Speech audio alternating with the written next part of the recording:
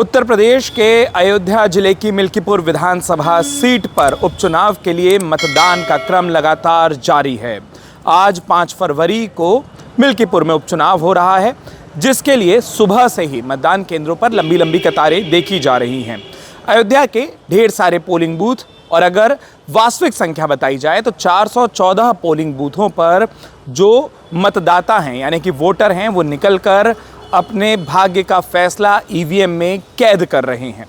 मिल्कीपुर में समाजवादी पार्टी और भारतीय जनता पार्टी के बीच में सीधी लड़ाई देखी जा रही है। कुल 10 उम्मीदवार हैं जो कि चुनावी मैदान में हैं, जिसमें निर्दलीय और कुछ छोटे दलों के अन्य दलों के प्रत्याशी भी उम्मीदवार भी शामिल हैं।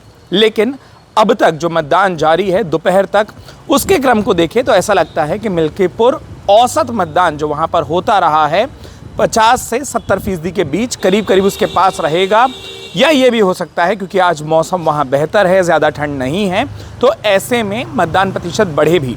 लेकिन अब तक जो वोटिंग हुई है उसमें कुछ एक चीज़ें जो बड़ी महत्वपूर्ण हैं जो निकल कर सामने आई हैं, उसके बारे में आपको बताएं तो सबसे पहले मिल्कीपुर उपचुनाव के दौरान जो विपक्ष के आरोप हैं उनमें कोई कमी नहीं आई है।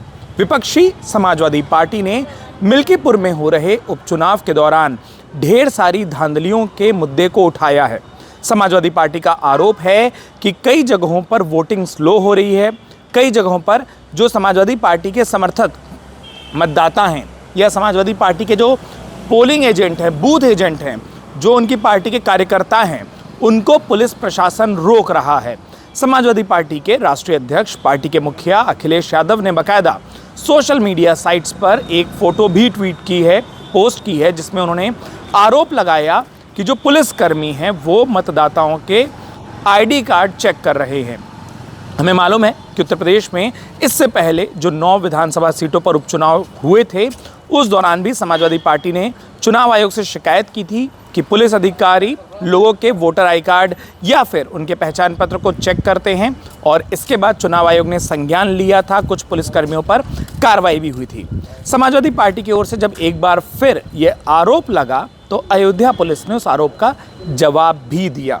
अयोध्या पुलिस ने कहा कि कोई भी पुलिस वाला या कोई भी पुलिस अधिकारी कर्मचारी किसी भी मतदाता के पहचान पत्र को, उनके आई कार्ड को चेक नहीं कर रहा। जिस तस्वीर को समाजवादी पार्टी के प्रमुख ने पोस्ट किया है वो एक पोलिंग एजेंट की तस्वीर है, जिसके बारे में लगातार शिकायत हो रही थी कि पोलिंग एजेंट्स को सही तरीके से सहयोग नहीं मिल रहा है। पुलिसकर्मी दरअसल पोलिंग एजेंट का सहयोग ही कर रहे हैं। उस दौरान जानकारी लेते वक्त जो कागज़ उसके पास होते हैं उसको जब देखा जा रहा था, उस वक्त की ये तस्वीर है। वहीं अब बात करें भारतीय जनता पार्टी की, तो भारतीय जनता पार्टी के तमाम नेताओं ने मिल्कीपुर में उपचुनाव के दौरान अपने जब वो वोट करने गए तो उन्होंने एक बात पर आश्वास दिखाई दिए, उन्होंने अपने एक विश्वास जताया कि मिल्कीपुर में इस बार भारतीय जनता पार्टी जीतेगी। आपको बता दें कि मिल्कीपुर भारतीय जनता पार्टी का गढ़ नहीं रहा। इस उपचुनाव से पहले भी समाजवादी पार्टी के पास वो सीट थी। अवधेश प्रसाद जो कि मिल्कीपुर से विधायक होते थे, वो फैज़ाबाद से सांसद हुए लोकसभा चुनाव में, और उसके बाद वो सीट खाली हुई।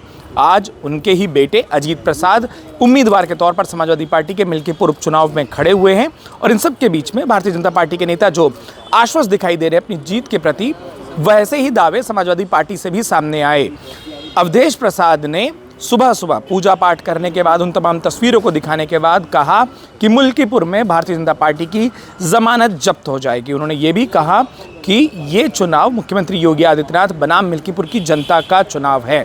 वहीं अयोध्या क्षेत्र के आसपास की विधानसभाओं के जो भारतीय जनता पार्टी के नेता विधायक हैं, जब वो वोट डालने पहुंचे तो उन्होंने भी बोला कि लोग लोकसभा चुनाव के दौरान जिस भ्रम में आए थे, जो गलती उस वक्त हुई थी, अब उसे नहीं दोहराया जाएगा। समाजवादी पार्टी और कांग्रेस के नेताओं ने, ये भारतीय जनता पार्टी के नेताओं ने आरोप लगाया कि लोकसभा चुनाव के वक्त जो संविधान को बदलने का एक झूठा नैरेटिव गढ़ा था, लोग उसे समझ चुके हैं, और अब परिवारवाद बनाम राष्ट्रवाद का ऐसा चुनाव भारतीय जनता पार्टी बता रही है। क्योंकि अजीत प्रसाद अवधेश प्रसाद के बेटे हैं, तो भाजपा इसे परिवारवाद का चुनाव भी बता रही है।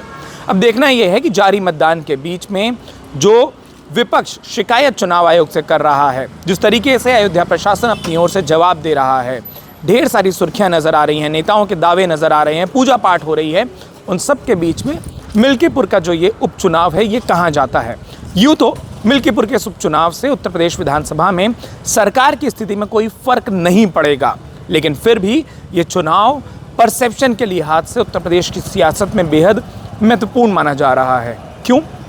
क्योंकि मिल्कीपुर विधानसभा जो है वो अयोध्या जिले में आती है। उसी अयोध्या में जहां भगवान श्री राम का भव्य मंदिर है, उनकी जन्मभूमि है, रामलला की प्राण प्रतिष्ठा हुई, और उसी अयोध्या जिले की जो लोकसभा है, जिसे फैज़ाबाद लोकसभा कहा जाता है, उसे हारने के बाद से भारतीय जनता पार्टी पर ढेर सारे सवाल उठे थे। भारतीय जनता पार्टी जिस तरीके से एक तरीके का आरोप उस पर लगता रहता है कि वो धार्मिक ध्रुवीकरण की राजनीति करती है, समाजवादी पार्टी ने प्रसारित किया कि अयोध्या में ही वो राजनीति फेल हो गई, और इसीलिए भारतीय जनता पार्टी के लिए लड़ाई बेहद महत्वपूर्ण है।